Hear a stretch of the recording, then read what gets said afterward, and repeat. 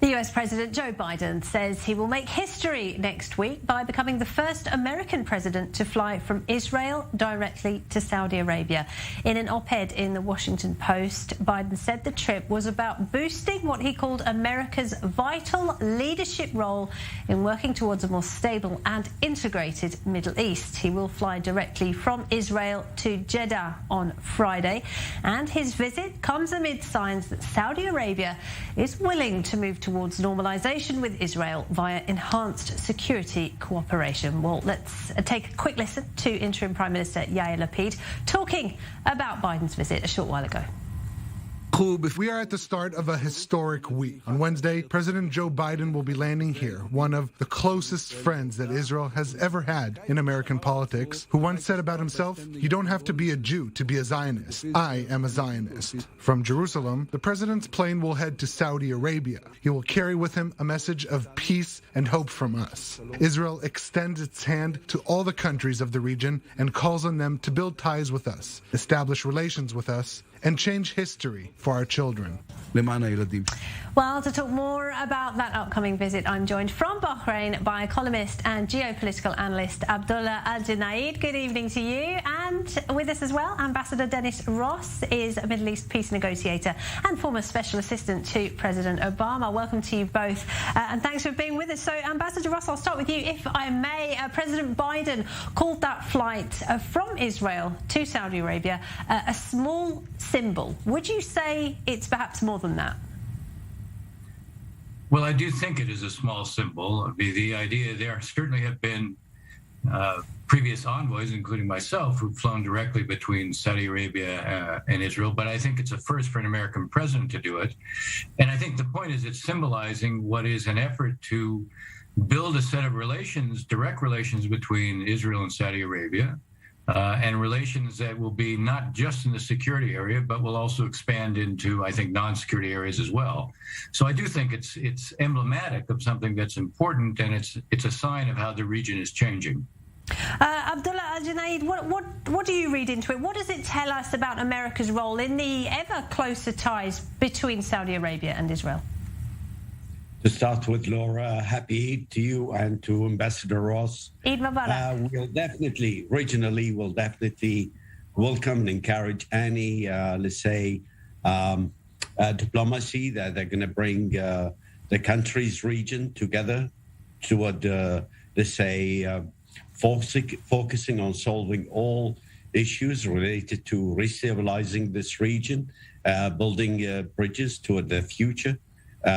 People to people, by all means, but we need the United States to understand that we need them to assume their leading role internationally, and not just from their perspective towards this region. We want our friends in Washington to listen to us as well, to listen to what the Israeli want, to what Israel friends and allies in the region wants, and not just to force any, solution from the Washington perspective.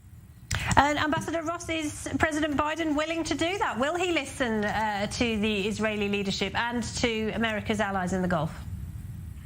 Well, I think he will. I think this is an effort for the United States to help mobilize what is going to be a more integrated security posture in the region, which, by the way, is in the interest of the region. They can, when they pool their resources, they will be much more effective in terms of security. But when it's an integrated approach to security and it's under the umbrella of the Central Command of the United States, that also is a signal to those in the region that we're going to stay in the region. They have concerns about whether we'll be there. They have concerns about our reliability. They want us to listen to them, as you've just heard. And I think the more there's an integration, the more, almost by definition, there's a level of reassurance, because it does signal the U.S. is going to stay. Abdulla, do you think we can expect anything significant in terms of concrete steps towards this Middle East defense alliance that we've heard so much about? Before that, let me just comment on what Ambassador Ross have said. I believe he knows very well that understandings and steps towards, building a more comprehensive understanding of security challenges had been in the work since long time ago, and definitely there was and there is a cooperation since then until today. Now, how far could this be developed to serve the strategic goals of the country, of this region? Definitely more could be done, but it can't be that can't take place with the United States total disregard to the level of threats that this region is facing from Iran, from other issues. What we need our friends in Washington to understand is, for once, could they step back and try listening? I mean, we have bridged a historical divide through the Abrahamic Accords. Now we are capable to developing those understanding and reproaches. And the Saudi recognition of Israel is not the most vital, that if this doesn't take place during this visit, it means it's going to fail. No. The Israelis and the Saudis, like the rest of the GCC countries, are willing to work, and they are working. And Ambassador Ross knows that very well. Now, how far can we push that forward? It's up to the Americans. Are they willing? Again, I'll reiterate, are they willing to start listening? All right, Ambassador Ross, I'll let you respond to that. But also, it is slightly tricky for President Biden, isn't it? Because in the same op-ed, he had to defend the very fact that he's visiting Riyadh. He had to say, look, I am doing this for national security. It's hardly the most gracious announcement before visiting a country. He has got a tricky line to walk here, hasn't he? Well, I think that the administration has evolved in terms of its policy towards Saudi Arabia.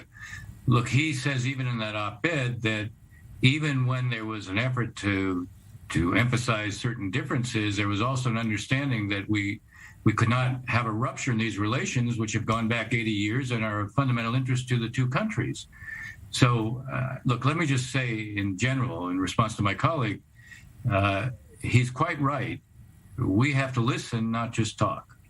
We have to take into account views and concerns of the region. But the point I was trying to suggest, we have sought for some time to integrate the security architecture of the region.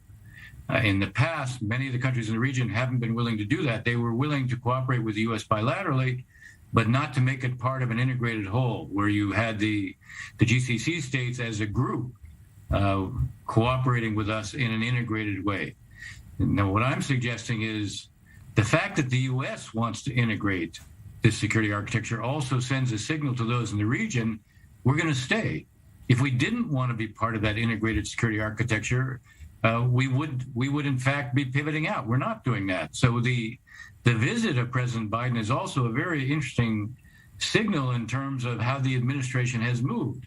When it came in initially, the position was focused on China on the outside and on domestic needs on the other hand, and not the Middle East. I think you're seeing a change right now.